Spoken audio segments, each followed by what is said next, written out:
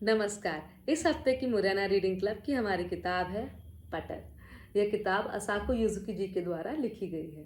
अगर एक शब्द में रिव्यू देना हो तो मैं सिर्फ ये कह सकती हूँ कि आप इस किताब को अवश्य पढ़िए।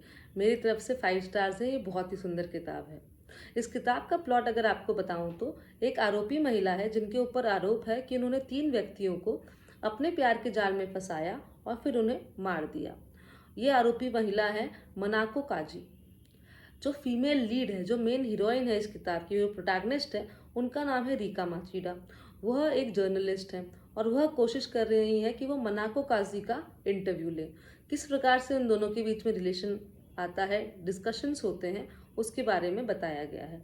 ये किताब बहुत सुंदर टिप्पणी है फेमिनिज्म के ऊपर और साथ ही फूड के ऊपर। जो मनाको काजी हैं उन्हें खाना बनाने का बहुत शौक है और उनका यह मानना है कि अच्छा खाना बनाने से लोग इम्प्रेस होते हैं और मेन की आवश्यकता है।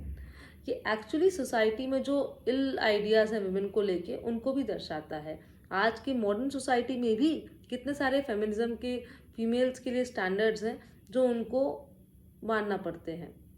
भले ही वो ये चीज़ हो कि आपको बच्चा हो रहा है कि नहीं हो रहा है, कि आप फैट हो सोसाइटी के स्टैंडर्ड से, कि आप 30+ हो गई हो और आप सिंगल हो।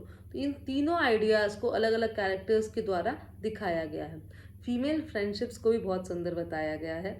किस प्रकार से जो सोसाइटी है वो इसे ऐसे डील करती है कि फीमेल फ्रेंडशिप्स जो हैं वो होते नहीं हैं। महिलाएं तो हमेशा एक दूसरे से ग्रजेस रखती हैं, पर इन सब जो फालतू के आइडियाज़ हैं समाज के, उन सब को इस किताब ने खारिज किया है।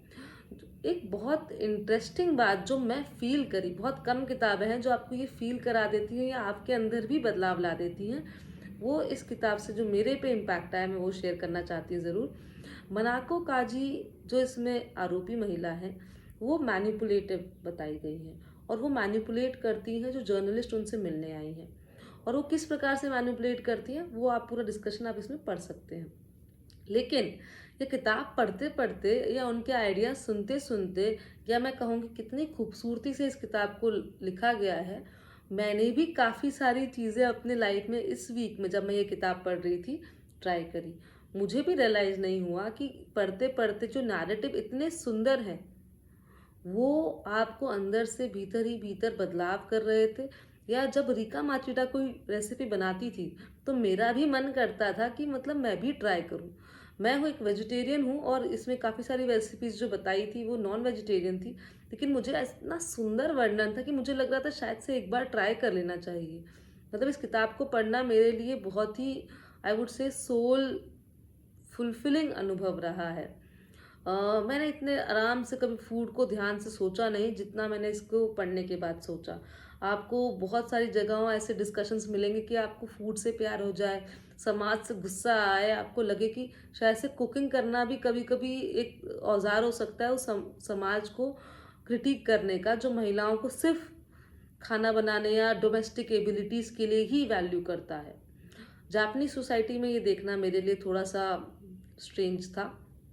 अ, मैं एक एक्सर्प्ट आपको इसका पढ़ के सुनाना चाहती हूँ। The quickest way for a modern Japanese women to gain the love of a man is to become corpse like. The kind of men who want those women are dead themselves. Indeed, it's because they are dead that they are so terrified of anyone with a sense of life about them. If those men had not met me, if I had not rejected them, they would quite probably have died anyway. They were never really here to begin with. और आज का lecture या आज का discussion ख़त्म करने से पहले मैं ये भी बता दूं कि यह किताब एक्चुअली रियल लाइफ आइडियाज़ से इंस्पायर्ड है। ऐसा एक केस है जो कुनकात्सु किलर के नाम से आपको ऑनलाइन मिल जाएगा, आप उसे चेक कर सकते हैं। अब मैं आपको मिलूंगी अगले हफ्ते, जब तक के लिए नमस्कार।